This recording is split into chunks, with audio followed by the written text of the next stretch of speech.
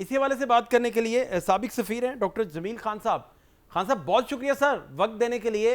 पाकिस्तान ने तो सर वैसी ही पोजीशन ले ली। आज डिप्टी प्राइम मिनिस्टर जो हैं उन्होंने फ्लोर ऑफ द हाउस कह दिया कि जो मुआहदा हमने देखा था वो कुछ और था, जो हम एग्री करके आए थे वो तो था ही कुछ और। तो हम तो कायद आज़म रहमतुल्लाह अलैह जो है उनकी स्पिरिट और उनके विजन के मुताबिक इस मसले को अब देखेंगे। क्या टेक है आपका? ये नई डेवलपमेंट है और बहुत अहम डेवलपमेंट है जी। नहीं, ये तो दुरुस्त है बात के जो 6 घंटे इन 8 सरबराहान की मीटिंग के बाद जो बातें तय हुई थी, जी। और उसके बाद जब नेतन्याहू दाखिल हुए इस व्हाइट हाउस में, तो वहाँ टोनी ब्लेयर और जेरी कुशनर भी थे, और इजरायली लॉबी के पूरा काम उस वक्त तक हो चुका था। तो 6 घंटे उन्होंने गुजारे कुछ चीजें तब्दील कराने के लिए। तो ये बात सही कह रहे हैं हमारे फॉरेन मिनिस्टर। साथ में इनको ये भी बता देना चाहिए कि उसमें क्या तब्दीली है। जो मैंने तज्जिया इसका किया है कि उसमें जो खास तौर पर जो 21वां पॉइंट था, जिसमें कि इसराइल को एक आजाद रियासत के तौर पर खुले अल्फाज में तस्लीम करने वाली बात थी, वो उन्होंने निकाल दिया। उसको तोड़ मरोड़ के उन्होंने 19वें पॉइंट में शामिल कर लिया। ये है उसका जो गुफ्तगू कर रहे हैं इसाक डार साहब, क्योंकि अभी उसको व्हाइट हाउस ने ऑफिशियली इस अंदाज में नहीं शाया किया है किसको, और इसकी वजह से वो शायद ना बोल सक रहे हो क्योंकि ऑफिशियल पोजीशन है उनकी। लेकिन अदरवाइज जो 19 में अब उन्होंने किया है, उन्होंने तो अब ये कहा है थोड़ा गोल मोल लच्छेदार बात करके कि फलस्तीनियन अथॉरिटी को हमने रिफॉर्म करवाना है, और वो रिफॉर्म करेंगे, फिर इंटरफेथ जो है वो सारा अपना डायलॉग करेंगे। उसके बाद ऐसी कंडीशंस बनाई जाएगी जो कि फाइनली एक रास्ता तलाश करेगी, एक रास्ता बनाएगी फलस्तीन को एक सेल्फ डिटर्मिनेशन और स्टेटहुड के लिए। उन्होंने किया है। ठीक। तो इसके लिए तो जाहिर है बहुत बड़ी लंबी सड़क है इस रास्ते को तय करने के लिए। तो एक तो ये बात हो सकती है। दूसरा, विड्रॉल के लिए जो विड्रॉल है वो यकदम विड्रॉल होनी थी, और इंटरनेशनल स्टेबलाइजेशन फोर्सेज, यानी कि जिसको हम अमन फोर्स कह रहे थे, जी। तो वो उसने जाके डिप्लॉय हो जाना था। लेकिन इसराइल इस पर नहीं माना। उसने कहा कि नहीं, हम दाखिल हम उसी में रहेंगे गजा में। आहिस्ता आहिस्ता हम कुछ टेरिटरी छोड़ते जाएंगे, वहां ये आते जाएंगे, और छोड़ेंगे हम उस वक्त जब हम मुतमईन, यानी नेतन्याहू मुतमईन हो जाए कि अब गजा में जो वो चाहते थे वो हो गया है। और वो क्या चाहते थे, वो बाकी 17 पॉइंट्स में बड़े उसमें दिया हुआ है। सीधा सीधा 2-3 पॉइंट में उसमें से इसलिए बताना जरूरी है। वो कहते थे कि टोटल डीमिलिटराइज करना है, इसको टोटल हमास को डीमिलिटराइज करना है, डीकमीशन करना है, गजा को हर लिहाज से टेरर फ्री करना है। अब कौन डिसाइड करेगा कि वहां किसी के पास लाठी है, पिस्टल है, तो वो टेररिस्ट डिक्लेयर हुए, और वो उसको इसराइल टेररिस्ट डिक्लेयर करके तो वापस दाखिल हो जाए, और फिर वो यहाँ इंटरनेशनल स्टेबलाइजेशन फोर्स भी मौजूद हो, तो वहां एक और हंगामा हो जाएगा, एक और खतरा हो जाएगा। फिर उसके बाद दोनों साइड वो कहते हैं कि एग्री हो इस प्रपोजल पे कि ये बम्बार्डमेंट वगैरह फौरी तौर पर इसको खत्म किया जाए, जो कि बड़ी अच्छी बात है। लेकिन जब तक के conditions are met with complete stage withdrawal, जब स्टेज विड्रॉल कंप्लीट हो जाए तो उसके बाद फिर हम इसको पूरा बंद करेंगे। वरना हम अपना जिस तरह लबनान में कर रहे हैं, जब चाहें जब चले जाएं। और आखिरी बात जो आज सबसे बड़ी खतरे की घंटी बज रही है, वो ये है कि हमास का आधा ग्रुप जो इस वक्त दोहा और इस्तांबुल में है, वो मान गया है। लेकिन जो वहां ऑन ग्राउंड गजा में है, वो इस बात को नहीं मान रहे। वो कहते हैं कि हम इस पे मजीद कंसल्टेशन कर रहे हैं, और हमसे पूरे मुकम्मल तौर पर हथियार अगर डलवा रहे हो तो फिर हमें मुकम्मल तौर पर गारंटी दी जाए। जो मैं समझता हूँ कि ये ममालिक देंगे, ये बीच में पड़ के, और कुछ टाइम भी शायद आज मिल जाए, एक्सटेंड हो जाए। लेकिन है बहरहाल ये दो धारी तलवार आज उनके सर पर लटक रही है, जो कि बस अब इसमें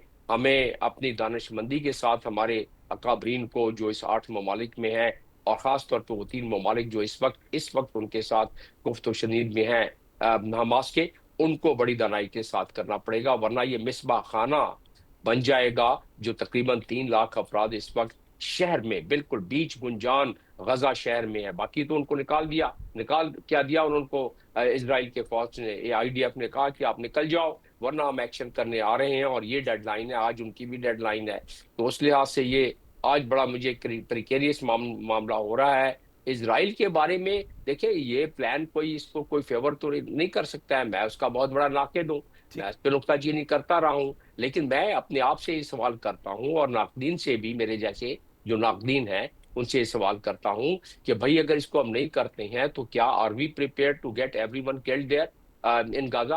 क्योंकि वो इजराइल तो उसमें देर नहीं करेगा, जेनोसाइड तो उसने कब से शुरू किया हुआ है। अब एथनिक क्लिनजिंग सारे के ठीक है, सारे बड़ी जो अहम उसका बात है ओरिजिनल डॉक्टर साहब, प्लान मुझे था। इसको ना, आपकी इस बात को मजीद मुझे और भी समझना है, लेकिन इसके साथ बीबीसी से हमास के जो सीनियर रहनुमा मोहम्मद नज़ाल, उन्होंने सर गुफ्तगू की है। सर उनका ये कहना है कि मुजाहमती तहरीकें जितनी होती हैं वो आज़ादी से पहले ऐसा कभी नहीं हुआ कि वो अपने हथियार जो हैं वो छोड़ दें या वो हथियार फेंक दें। उन्होंने फिर एग्जाम्पल दी कि जनूबी अफ्रीका में ऐसा नहीं हुआ, अफ़गानिस्तान में, वियतनाम में, अलजायर में, आयरलैंड समेत जितनी मुजाहमती तहरीकें चली उन्होंने आज़ादी से पहले पहले कभी हथियार नहीं फेंके। एक तो ये उनका स्टैंस सामने आया है। अब आप जो फ्रेमिंग बेसिकली कर रहे हैं कि और फिर हल इसका क्या है, जो पॉइंट्स निकाले गए इस मुसवदे में से वो वापस कैसे आएंगे, बाकी ममालिक का कितना प्रेशर है जो अमेरिका लेगा। आपके तो सामने दोहा में क्या हुआ हमास के रहनुमाओं के साथ, और फैसिलिटेटर जो था वो तो उनके साथ गारंटियां थी कि अमेरिका उनका मुहाफिज था। तो इस सारे सिनेरियो में मुझे प्लीज ये समझना है, जो आपने बात की, बड़ी इंपॉर्टेंट बात डॉक्टर साहब की आपने। ठीक है, इसको फिर हकीकत के तराजू पे तौल लेते हैं ना। Please please. हकीकत तो यह है कि ओआईसी जो कि 57 ममालिक और उसकी तादाद 2.4 बिलियन, और इसराइल की उसके मामले में 6 मिलियन 7 मिलियन के करीब उनकी आबादी, और वो हावी है जब से इसराइल बना है 1948 से। राइट। बल्कि हावी है वो 1917 से, जब से बेलफोर्ड डिक्लेरेशन को किया गया है, ठीक। उस वक्त से मार रहे हैं और मारते जा रहे हैं। 48 में उन्होंने 554 देहातों को और छोटे शहरों को मसमार करके, ये जो आज आपको गजा में नजर आ रहे हैं, उनको धकेला गया उस बाउंड्री तक, जब जो कि 1967 में जहां फलस्तीन आज खड़ा था। उसके बाद 1967 में और मारा उनको, और कत्लो गारत की, और उनको आज के फलस्तीन में धकेल के डाल दिया। जब ये उनके अपने टेरिटरी वेस्ट बैंक में पिछले 2 साल में सैकड़ों के करीब उन्होंने फलस्तीनियों को मार दिया। वो क्या कर रहे थे? वो तो उनके तसल्लुत में थे, वो तो उनके एडमिनिस्ट्रेशन में थे। और फिर सेटलमेंट, वहां हजारों के तादाद में बस्तियां बसा दी। 11 सितंबर को नेतन्याहू वहां खुद एक इनॉग्रेशन में गया, और ये बात 29 सितंबर को ये मुआहदा हुआ है, ये अमन पीस प्लान आया है सामने। 11 को उन्होंने कहा कि किसी सूरत में फलस्तीन स्टेट का सवाल ही पैदा नहीं होता है, ये सारी सरजमीन हमारी है। आपने को पता है कि उनके मजहब में भी ये प्रॉमिस लैंड है।